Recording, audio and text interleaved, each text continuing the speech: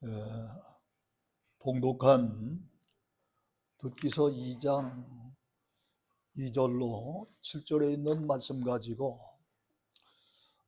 효도와 축복이라고 하는 말씀으로 여러분의 말씀을 선포할 때 큰 은혜의 역사가 함께 하시기를 주의 이름으로 축원합니다. 어제는 온 민족이 다 함께 즐기는 설날이었고 오늘은 설 연휴 사흘째 되는 날입니다. 설날이 되면 부모님을 찾아가서 세배하고 선물과 용돈을 드리고 부모님의 덕담을 들으면서 아이들은 세뱃돈을 받으며 얼마나 즐거워하는지 모릅니다. 근데 저 같은 경우는 설날이 오면 좀 끔찍하기도 해요. 아니 사례비 20만 원짜리가 세뱃돈 50만 원이나 가니 끔찍한 일 아닙니까? 어제 50만 원 딱 나가더라고요. 여러분, 그런데 저뿐만 그런 게 아니라 삶이 어려운 그런 사람들은 이 설날이 즐거운 날이 아니라 세뱃돈 때문에 좀 걱정스러운 날이 될 것도 같아요. 아니 언제부터 이렇게 돈이 오고 가는 그러한 설날이 되었는지 참 힘이 없고 어려운 그런 삶 속에 살아가는 사람들은 즐겁다기보다도 좀 힘들기도 한 그런 설날 같습니다. 그러나 철없던 아이들은 세뱃돈을 받으면서 즐거워하고 마냥 기뻐합니다. 근데 우리는 이러한 모든 즐거운 명절도 일상생활도 모두가 다 하나님의 은혜 가운데 주어진 그런 삶이요, 더불어 우리는 이 세상을 살면서 많은 사람의 은혜를 입고 삽니다. 부모님 없이 내가 존재할 수 없기 때문에 하나님 다음으로 가장 큰 은혜가 부모님의 은혜며, 이 은혜를 잊어버린다면 인간됨을 상실하는 것입니다. 그러므로 부모님을 존경하고 부모님의 은혜를 기억하는 것이 인간의 본분입니다. 그래서 하나님께서 모세를 통해서 우리 인간에게 십계명을 주실 때에 1계명에서 4계명까지는 하나님과의 관계를 다루었고 5계명에서 10계명까지는 인간관계의 계명을 다루었는데, 그 첫째가 5계명에서 네 부모를 공경하라, 그리하면 네 하나님 여호와가 네게 준 땅에서 네 생명이 길리라 하면서 이 부모님을 공경할 때 장수의 축복을 주시겠다고 약속하고 있습니다. 또 에베소서 6장 1절로 3절에서도 자녀들아 주 안에서 너희 부모에게 순종하라, 이것이 옳으니라, 네 아버지와 어머니를 공경하라, 이것이 약속 있는 첫 계명이니 이로써 네가 잘되고 땅에서 장수하리라 하면서 이 에베소서에서는 이제 이 세상에서 하는 일들이 잘됨과 동시에 장수의 축복을 논하고 있습니다. 또 신명기 17장 16절에 보면은 그 반대로 부모님에게 효도하지 아니하고 경홀히 여기는 자는 저주를 받을 것이라 그랬습니다. 그러므로 우리는 명절 때만 반짝 효도로 끝나지 말고 평소에도 늘 효도하는 자녀들이 되고, 부모님은 효도를 받을 만한 그런 부모 여러분이 되시기를 주의 이름으로 축원합니다. 오늘 본문에 보면은 그 유명한 룻과 그의 시어머니가 소개되고 있는데, 룻이 시어머니 나옴에게 효도하기까지는 시어머니가 베들레헴 땅에서 저 모압 땅으로 갔다가 사랑하는 남편과 두 아들을 다 잃고 나서 회개한 후에 올바른 신앙으로 살았기 때문에 이 누시 시어머니를 따라 베들레헴까지 오게 된 것입니다. 룻기서 1장 1절로 5절에 보면은 나오미라고 하는 이 여인은 본래 베들레헴에서 남편 엘리멜렉과 두 아들 말론과 기온, 이렇게 네 식구가 행복하고 단란하게 살다가 흉년이 들어 먹을 양식이 없자 모압 지방으로 이주했다가 그만 남편을 잃고 뒤이어서 수년 후에 또 두 아들을 잃는 바로와 같은 쓰디쓴 고통을 겪어야만 했습니다. 그때가 모압 땅으로 이주한 지 10년쯤 되었더라 그랬습니다. 그 이유는 베들레헴이라고 하는 이 떡집의 뜻을 가진 그런 땅을 떠난 것보다는 가서는 안 될 모압 지방으로 갔기 때문입니다.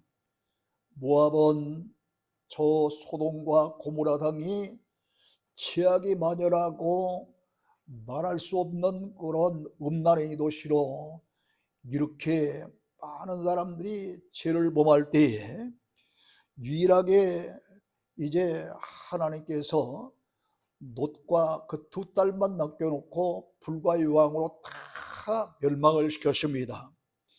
그때 살아남은 이 롯과 두 딸이 있었는데 큰 딸이 작은 딸에게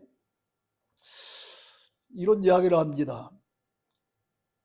아버지가 이제 나이 많아 늙었고 또 이 배필감 되는 여자들도 없지 않느냐.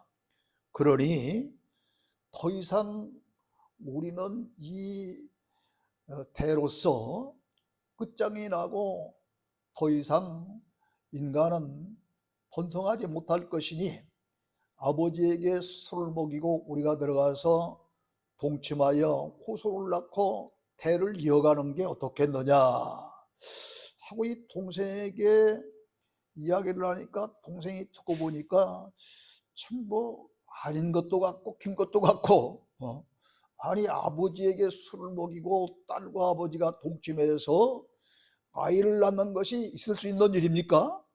근데 만약에 그렇게 하지 아니하면은 여기서 인생은 완전히 끝장난단 말이에요. 그러니까 긴 것도 같고 아닌 것도 같고 헷갈리는 거예요. 그러나 이들이 숙고 끝에 그렇게 하기로 결의를 하고 먼저 큰딸이 들어가서 이제 술 취한 아버지와 동침해서 낳은 아들이 바로 모압이고 또 그들이 후손이 이제 살고 있는 그 땅이 그 이름을 따서 그대로 모압 지방이라 그랬습니다. 그러므로 모압은 도저히 있을 수 없는 폐륜 관계로 낳은 이들의 후손들이 사는 그런 지방이니 아무리 흉년이 들어서 먹을 양식이 없다고 하지만 이런 곳으로 가서 되겠습니까? 그런데 하필이면 믿음 없는 남편 엘리멜렉의 제의를 따라서 나오미는 두 아들과 함께 이 모압으로 갔기 때문에 원치 아니하게 사랑하는 남편을 잃고 수년 후에 또다시 사랑하는 두 아들을 다 잃게 된 것입니다. 나오미는 그 후에 이제 베들레헴에 양식이 있게 되었다는 소식을 듣게 되는데 그때는 이미 이제 두 아들이 다 죽었으니 이 두 며느리만 남았는 거예요. 근데 오늘 본문에 보면은 보아스의 밭에 들어가서 이삭을 줍는데 소녀하고 나오잖아요. 사실은 이 누시 소녀가 아니라 유부녀였던 그런 사람이잖아요. 근데 신혼의 단꿈을 꾸면서 아기 하나도 낳지 못한 그런 처녀와 같은 사람이기 때문에 아마 소녀같이 보여서 소녀로 표기했는지 모르겠어요. 그러니까 이 누선 얼마나 젊디 젊은 그런 여인으로서 사랑하는 남편과 신혼의 단꿈을 꾸기도 전에 이렇게 원치 아니하게 그만 남편까지 여인 그러한 여인이었던 것입니다. 이렇게 홀로 된 두 며느리 오르바와 누시라고 하는 이 두 며느리와 함께 베들레헴으로 돌아가게 됩니다. 왜요?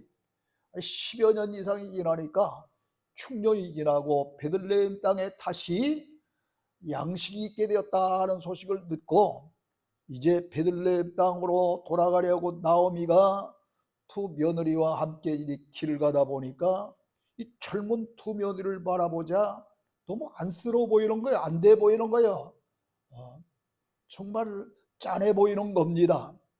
저것들이 내 아들들하고 결혼하여 이렇게 즐거운 그런 그 나날을 보낼 새 없이 그 남편이라고 맞이한 신랑이 둘 다 죽었으니 다 이 생과부가 된 거 아니에요.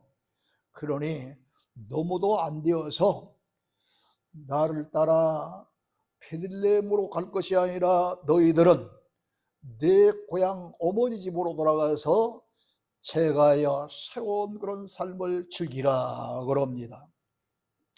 그런데 그때에 이 오르바라고 하는 사람은 기회는 이때다 하고 어머니와 이별을 하고 떠났지만 룻은 한사코 떠나지 아니하고 시어머니가 믿는 하나님을 저도 믿겠고 하나님을 붙잡겠습니다 하면서 시어머니 나오미를 쫓아온 것입니다. 그러므로 이 룻이 시어머니를 섬기고선 시어머니 홀로 된 늙은 시어머니가 안 돼 보여서 며느리로서 도리상 시어머니를 섬기기 위해서 따라온 것이 아니라 실제로는 이방신을 믿던 룻이 시어머니가 믿는 하나님을 믿겠노라고 시어머니를 부쫓아온 것이니 이 시어머니가 이 환난을 겪기 전의 시어머니와 환난을 겪고 난 후의 시어머니 나오미의 삶이 뭔가 변했기 때문에 이렇게 하나님을 믿는 신앙이 사람을 이렇게 변화시키는가 보구나 하는 사실을 깨닫게 되는 거예요. 그래서 이런 변화된 모습을 보고 신앙이 이런 것이구나 하고 깨달았기 때문에 홀로 된 시어머니 나오미를 따라서 룻은 이역만리 베들레헴 땅까지 돌아왔습니다. 그래서 이 사실을 룻기서 1장 19절로 20절 말씀 보세요. 19절로 20절. 19절로 20절에 보면 이런 말씀이 있어요. 1장 이에 두 사람이 베들레헴까지 갔더라. 베들레헴에 이를 때 온 성읍이 그들로 말미암아 떠들며 이르기를 이가 나오미냐 하는지라. 이게 무슨 얘기예요? 나오미가 10년 이상 고향을 떠났다가 이렇게 고향으로 돌아오니까 동네 여인들이 나오미를 맞으면서 이가 나오미가 아니냐 하면서 반겨주는 거예요. 그런데 그때 20절에 보면 나오미가 그들에게 말하기를 뭐라고 그러냐면 나를 나오미라 부르지 말고 나를 마라라 부르라. 이는 전능자가 나를 심히 괴롭게 하셨음이라. 내가 풍족하게 나갔더니 여호와께서 내게 비어 돌아오게 하셨느니라 하면서 그 다음에 더 심한 이야기는 여호와께서 나를 징벌하셨고 전능자가 나를 괴롭게 하셨거늘 너희가 어찌 나를 나오미라 부르느냐 그럽니다. 그러니까 이 사실을 보면은 우연히 모압으로 갔다가 남편 죽고 두 아들이 죽은 것이 아니라 자기가 이렇게 신앙적으로 하나님 앞에 바로 서지 못했기 때문에 하나님의 징계요 하나님의 그러한 그 징벌인 줄 믿고 회개하는 모습을 여기서 보게 됩니다.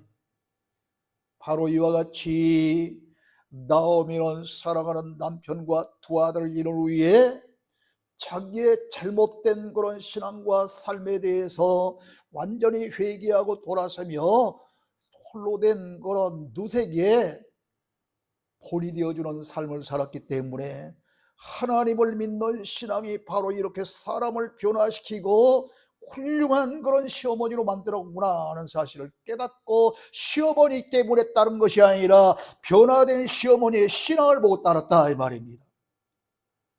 오늘 여기 앉아있는 시어머니 되시고 시아버지 되시는 여러분들은 이처럼 예수 믿었으면 며느리가 또 자손들이 우리 시아버지, 우리 아버지, 어머니, 아버지 예수 믿더니 이렇게 옛날 그런 어머니, 아버지가 아니고 시어머니, 시아버지가 아니구나라는 사실을 보여줄 수 있는 어른들 되시기를 주로 축원합니다. 며칠 전에 어떤 분이 아들이 소식이 없다고 오늘 교회를 안 나올 거라고 하더니 안 나왔네. 세상에 이런 법이 어디가 있습니까? 아들이 뭐 사정이 있어 명절 때 못 오면 뭐 와서 더 기도해야지. 이런 모습까지 이거는 절대 가족들 변화 못 시키는 거예요. 그럴수록 이 눈물을 흘려 기도하고 그럴수록 이 하나님 앞에 더 가까이 가고 변화된 모습을 아들, 딸들에게 며느리들에게 보여줘야 되는 것 아닙니까? 어떤 분은 또 그러더라고. 며느리가 돼가지고 1년 내내 전화 한 통이 없다. 귀에 전화 한 통 걸라면 당신이 먼저 해. 그럼 며느리 버릇 고쳐지는 거예요. 왜 괜히 며느리 탓만 하냐고 궁금하고 자기가 먼저 하지. 여러분 절대 내가 대접받을 만한 그런 어른이 되어야 이제 며느리도 아들, 딸도 잘하는 것이지 대접받을 만한 그런 어른이 못 되면 대접 못 받는 거예요. 피차 잘해야 되는 것이 피차. 근데 놀라운 것은요, 여러분 나오미가 고향을 떠난 지 10년 이상이 되었으니 베들레헴 땅에 양식이 있다고 해도 돌아왔지만 경작을 하지 않으니 먹을 양식이 이들은 없잖아요. 그러니까 누시 이삭을 주어다 시어머니를 공경하라고 나오미 밭에 갔는데 그 지방에 유력한 보아스라는 사람의 밭에 이르게 됐습니다. 보아스란 영어로 리드모라고 그러는데 우리말로 해석하면 구속자. 이게 무슨 얘기냐면 우리의 죄를 사하여 구원하여 주실 자다는 그런 뜻이 구속자예요. 그런데 실질적으로 구속자는 예수 그리스도죠. 그러므로 여기 보아스는 예수님을 상징하는 그런 인물입니다. 이런 보아스의 밭에 가서 날마다 이삭을 주어다가 시어머니를 공개할 때 시어머니 나오면 얼마나 감사하겠습니까? 아니 아들도 없는 홀로 된 남편도 없는 룻집장에서 남편도 없는 홀로 된 이 며느리가 자기를 따라와서 자기를 공개하다라고 남의 밭에 가서 날마다 이삭 주어다가 이렇게 밥을 해서 자기를 공개하니 얼마나 감사하겠어요. 성도 여러분, 여러분은 지금 부모님을 위해서 어떻게 하고 있습니까? 행함이 없는 그런 입술에 붙은 효라면 말장난에 불과합니다. 이삭처럼 순종하고 요셉처럼 공경하고 셈과 야벳처럼 부모님의 허물을 덮어줄 수 있는 그런 성도 여러분이 되어야만 효자, 효녀가 되는 줄로 믿습니다. 두 번째로 효도는 하나님을 향한 믿음까지 성장하게 하는 것이 효도입니다. 요한일서 4장 20절에 보면은 누구든지 하나님을 사랑하노라고 그 형제를 미워하면 이는 거짓말하는 자니 보는 바 그 형제를 사랑하지 않은 자는 보지 못하는 바 하나님을 사랑할 수 없느니라 그랬습니다. 우리의 눈으로 보이는 형제들도 사랑하지 못하면서 보이지 않는 저 하늘에 계신 하나님을 어떻게 사랑할 수 있느냐 이 말이에요. 그러므로 우리의 눈에 보이는 가까이 있는 그런 형제도 사랑하지 않는 그 사람은 결코 하나님을 사랑할 수 없다는 것입니다. 이 말씀은 어디 형제만 눈에 보입니까? 우리를 낳아주시고 길러주시고 가르쳐주시는 우리 부모님을 사랑하지 않은 자에게도 똑같이 적용되는 말씀입니다. 부모님을 잘 공경하는 사람이 하나님도 잘 공경할 수 있다는 말씀입니다. 누선룻기서 1장 16절에서 동서처럼 돌아가는 시어머니의 권고에 답하기를 뭐라고 하냐면 제게 어머니를 떠나며 어머니를 따르지 말라고 돌아가라 강권하지 마옵소서. 어머니께서 가시는 곳에 저도 가고 어머니께서 머무시는 곳에서 저도 머물겠사옵니다. 어머니의 백성이 저희 백성이 되고 어머니의 하나님이 저희 하나님이 되시리라 하면서 끝까지 따라왔던 사람이 바로 누시입니다. 그러므로 누선 홀로 된 시어머니가 안 돼 보여 더 이상 따라온 것이 아니라 홀로 되었지만 신앙으로 살아가는 이 시어머니의 모습이 너무도 아름답고 좋았기 때문에 오르밧처럼 계주자가 되지 아니하고 시어머니를 따라와 날마다 이삭을 주어다 그 시어머니를 공개하게 되는 줄로 믿습니다. 그러므로 본문 2절에서 누시 내가 누구에게 은혜를 입으면 그를 따라서 이삭을 주겠나이다 하는 말도 신앙적인 차원에서 하나님의 은혜 가운데 누군가로부터 은혜를 입으면 그를 따라서 어머니를 위해서 이삭을 주겠나이다 이 말이야. 이렇게 노수 요셉은 하나님을 향한 믿음까지 성장하게 하는 그런 삶이 되고 그런 행동이 되었던 것입니다.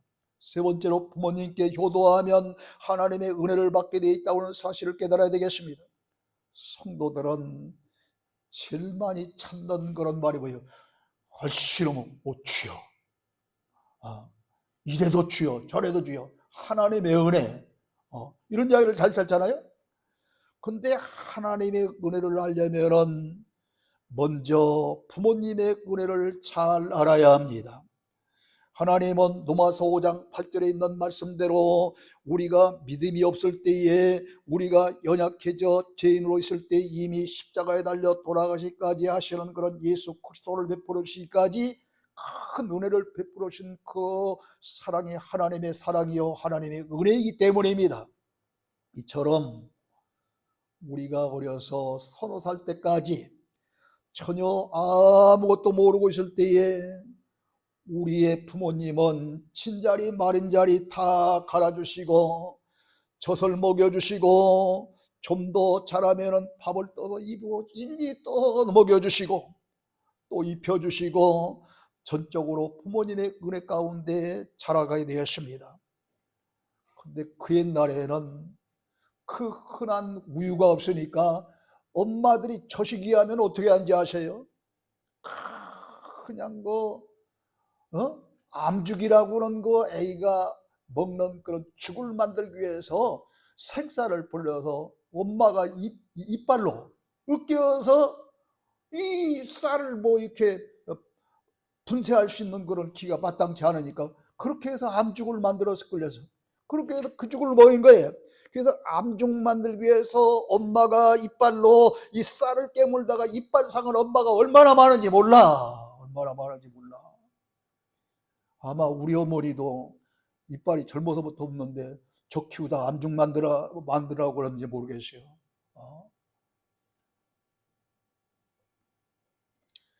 나아가 부모님은 우리에게 허물이 있을지라도 계속해서 덮어주시고 용서하시는 사랑의 부모님이십니다. 이처럼 하나님의 사랑도 하나밖에 없는 독생자 예수 그리스도까지 주시고 우리의 죄와 허물을 덮어주시는 그런 사랑이십니다. 그러므로 로마서 4장 7절에 보면은 불법이 사함을 받고 죄가 가리어짐을 받는 사람은 복이 있도다. 뿐만 아닙니다. 주께서 그 죄를 인정치 아니하는 사람은 복이 있다다 그랬습니다.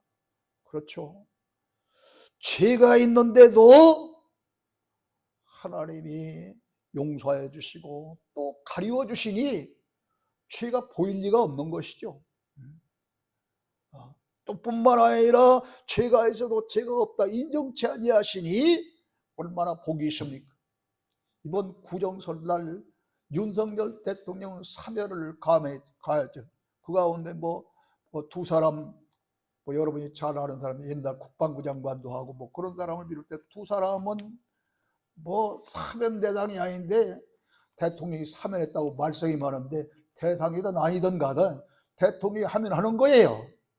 오늘처럼 우리들이 바라볼 때 죄와 아무리 클지라도 주님께서 사면하면 사면하는 거예요. 이 때문에 주님이 예수 믿으면 죄인으로 인정치 아니하고 의인으로 인정하는 줄로 믿으시기를 주님으로 축원합니다.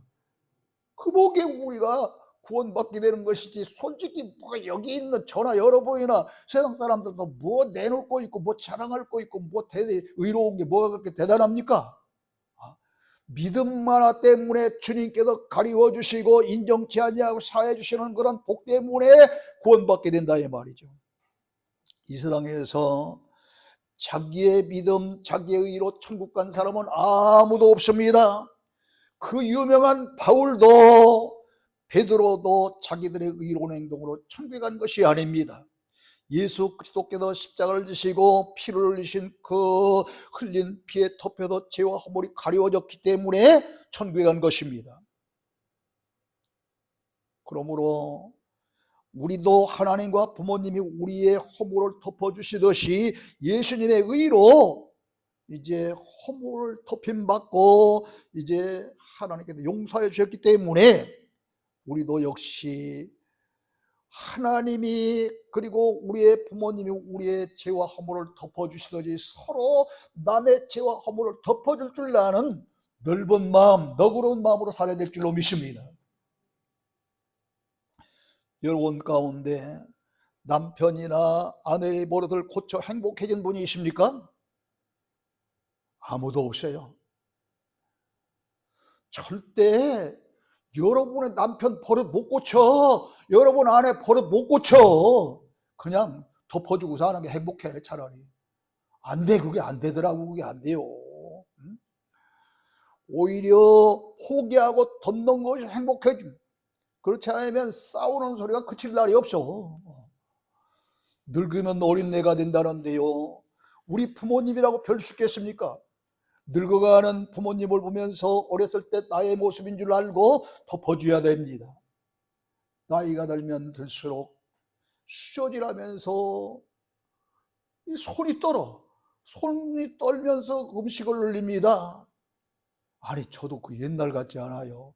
음식부터 이게 앞에 보면은 뭐가 떨어져 있어. 옛날에 그런 법이 없는데 꼭 떨어져 있어요. 참 이게 나이 먹은 탓이거든요. 뿐만 아닙니다. 아니 눈물 흘리고 콧물 흘리고 이야다닙니다. 어제 우리 애들을 놓고도 기도 오는데 아니 나는 참으려고 하는데 왜 아이 창피찰나는 왜 애들 앞에서 눈물이 그렇게 나와 또. 이게 나이 먹은 탓 같아. 이렇게 콧물 흘리고 눈물 흘리고 지저분해져. 좋은 것만 찾고 또 고기를 찾고 애들처럼 꼭 우리의 어렸을 때 모습을 보는 것만 같습니다. 그러므로 어렸을 때 부모님이 나의 허물을 덮어주시듯이 이제는 내가 부모님의 허물을 덮어줘야 됩니다. 이것이 예수 그리스도의 구속의 진리로 믿으시기를 주의 이름으로 축원합니다. 주의 이름으로 축원합니다. 또 그런 시어머니를 끝까지 섬겼듯이 우리도 그래야 되는 것입니다. 네 번째로 부모님께 효도하면 행복해지게 되어 있어요. 누선 시어머니 나오미를 공경하고 가정의 행복을 누렸습니다. 며느리가 시어머니를 지극정성으로 섬기니 누가서 4장 15절에 보면은 누시 결혼하여 아들을 낳았는데 동네 여인들이 누수를 향해서 뭐라고 하는지 알아요? 이는 내 생명이 회복되며 내 노년의 봉양자라 곧 너를 사랑하며 일곱 아들보다 귀한 며느리가 낳은 자로다. 며느리를 일곱 아들보다 낳은 사람이래요. 세상에 며느리가 낳으면 얼마나 훌륭하기에 일곱 아들보다 낳은 며느리라잖아요. 그냥 보통 며느리인가 아닌 거죠. 이런 며느리였기 때문에 누가서 3장 1절에 나오면 그 집안의 유력자인 보아스와 결혼시키기 위해서 지혜를 짜내고 기었고 결혼을 시켰습니다. 그러니 그 가정이 얼마나 분위기가 좋았겠습니까? 시어머니를 봉양하기 위해 날마다 이삭 줍는 여인이 이제는 보아스의 아내가 되어서 시어머니의 노년까지 책임지게 되었습니다. 일곱 아들보다도 귀하고 중하다고는 그런 칭찬된 며느리가 되었으니 끝까지 며느리 효를 받는 나오미도 얼마나 행복했겠습니까? 요즘 고부간에 서로 미워하고 부자지간에 서로 관계가 안 좋은 가정이 얼마나 많은지 모릅니다. 이런 가정에서는 부부끼리 아무리 정이 좋아도요, 행복해도 이 부모님 때문에 가끔 싸우는 일이 생긴다니까요. 그러므로 서로 허물을 덮어주며 우애주고 서로 사랑하며 사는 것이 가정의 행복과 행복의 그런 지름길인 줄로, 화평의 지름길로 믿으시길 바랍니다. 그러므로 우리가 행복하기를 원한다면 누처럼 부모님께 잘해야 됩니다. 누선 시어머니를 잘 공격했기 때문에 행복한 삶을 살았습니다. 부모님도 마찬가지입니다. 아들 며느리에게 효를 받을 만한 부모가 되어야지 일방적인 아들 며느리가 효도하기를 바라면 안 되는 거예요. 일방통행 없어요. 양방통행해야지. 다섯째, 마지막으로 부모님께 효도하면 복이 말이라고 그랬습니다. 우리가 부모에게 효도하는 것을 보면은 아이들도 효도하는 것을 배웁니다. 많은 이들이 자녀들에게 유산을 물려주기 위해서 억척스럽게 돈을 벌고 있지만 많은 유산을 남겨준다고 다 잘 되는 것이 아닙니다. 진짜 물려줘야 될 유산은 부모에게 효도하는 효심, 그리고 우리에게 있는 이 신앙심을 물려줘야 합니다. 이것이 최고의 유산입니다. 이스라엘 민족을 보십시오. 아브라함이 이삭에게, 이삭이 야곱에게, 야곱이 요셉에게 물려진 이 신앙과 효유산이 복의 원천이 되었습니다.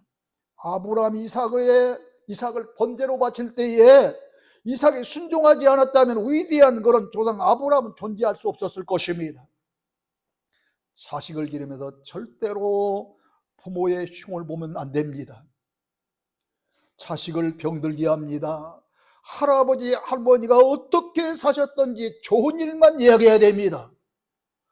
여러분의 신랑이 아무리 마음에 안 들어도 자식들 앞에서 남편 흉보는 안 됩니다.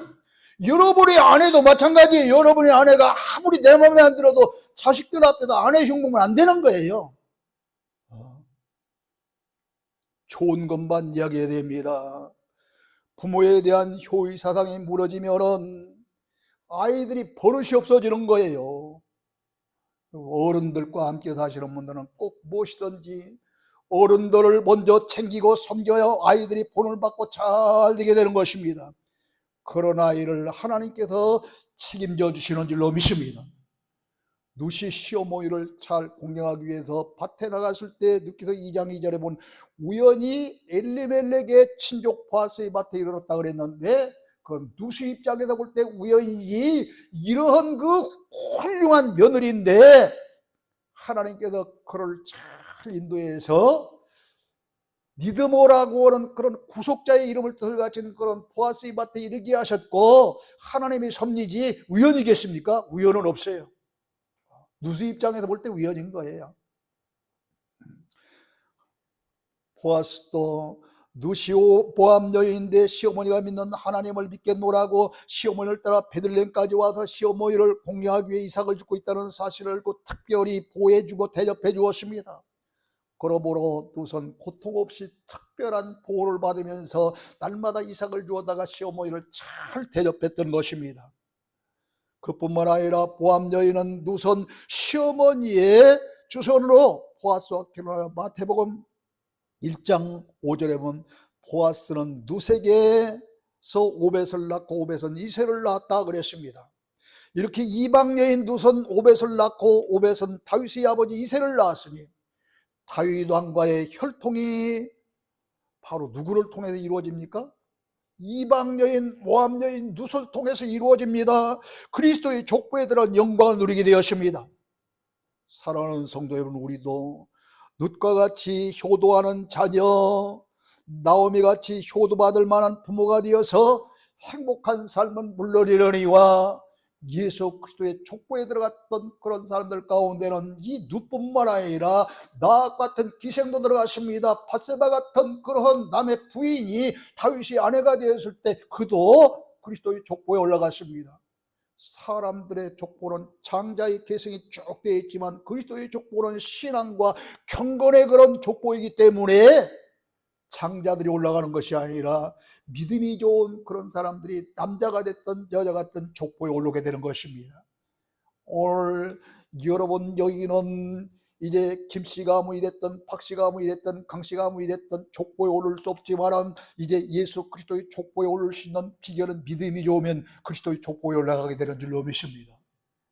세상의 족보는 유한한 족보지만 저 그리스도의 족보는 영원한 족보입니다. 오늘 여러분 모두가 다처럼 룻과 같은 그런 효할 줄 아는 자녀, 그리고 나오미 같이 효도받을 만한 그런 어르신들이 다 되어져서 가정의 행복을 누리고 그리스도의 족보까지 올라가는 믿음의 귀한 그런 영적 족보까지 받는 여러분 모두가 다 되어지기를 주의로 축원합니다. 하나님 아버지 은혜를 감사합니다. 오늘 우리는 무엇 때문에